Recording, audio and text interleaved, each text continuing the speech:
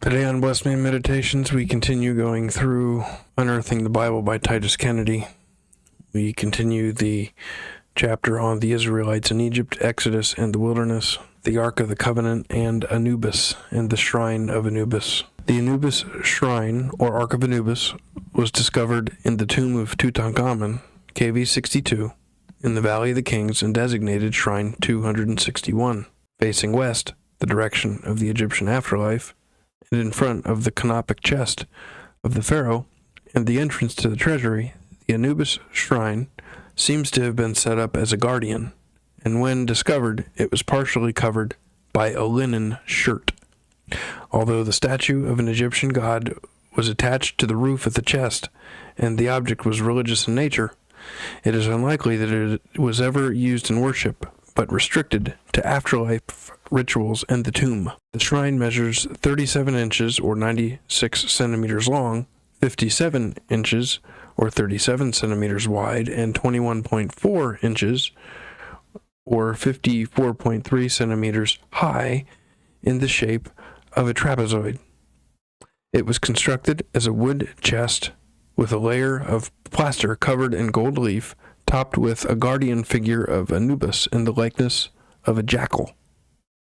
2 poles were attached to the sides to carry it, and items were placed inside.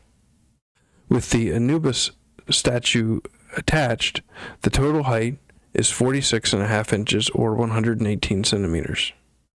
The statue of Anubis was carved from wood, which was then painted black, while the collar and accents around the eyes and ears were covered with gold leaf. The eyes were made from calcite and obsidian, and the claws were made of silver. The shrine is currently on display at the Egyptian Museum in Cairo. The chest was decorated with the jed pillar associated with the afterlife and the underworld god Osiris, 2 hieroglyphic inscriptions invoking Anubis. Inside the chest are 4 small compartments and 1 large compartment that contained amulets, statuettes of the god Thoth, a statuette of the god Horus, 2 shaptus, a clay scepter, and jewels. This Egyptian chest comes from the 14th century BC, approximately 100 years after the Exodus and the construction of the Ark of the Covenant, demonstrating a crafting style used in Egypt that was also employed in the Ark of the Covenant. The sacred chest with the guardian on top is seen in Egyptian artwork from at least as early as the reign of Hatshepsut around 1500 BC, and therefore was an object in use in Egypt prior to the time of the Exodus. The Ark of the Covenant was a chest made of acacia wood and plated in gold, measuring 2.5 cubits long, 1.5 cubits wide, and 1.5 cubits tall, approximately 52 inches long, 31 inches wide, and 31 inches tall, or 1.31 meters by 79 centimeters by 79 centimeters. Topped with a golden lid that had 2 guardian cherubim figures on it, the chest held the significant items of the 2 stone tablets of the 10 Commandments, the rod of Aaron, and the pot of manna. Similar to the Shrine of Anubis, it was gold-plated. It was a gold-plated wooden chest holding important items and carried by 2 poles, which attached to the chest and was covered in a veil when transported. The 2 chests were similar in form and construction and demonstrate that the Israelites were familiar with the Egyptian material culture of the 18th dynasty, but beyond a certain identification with religion, their function and purpose were completely different. Rather than copy the Shrine of Anubis or similar objects, the Israelite craftsmen were able to use and adapt the skills and techniques they learned in Egypt to build a sacred chest that had features unique to the worship of Yahweh and its use in the tabernacle.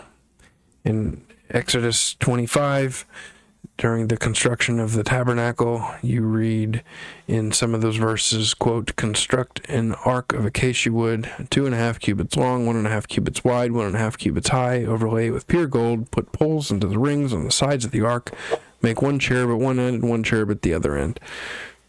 That's from Exodus chapter 25, ranging from verses 10 to 19. So we see this Ark of the Covenant, and Anubis had some similar this Ark of the Covenant and Shrine of Anubis had some similar construction. Once again, we see that other types of archaeological discoveries were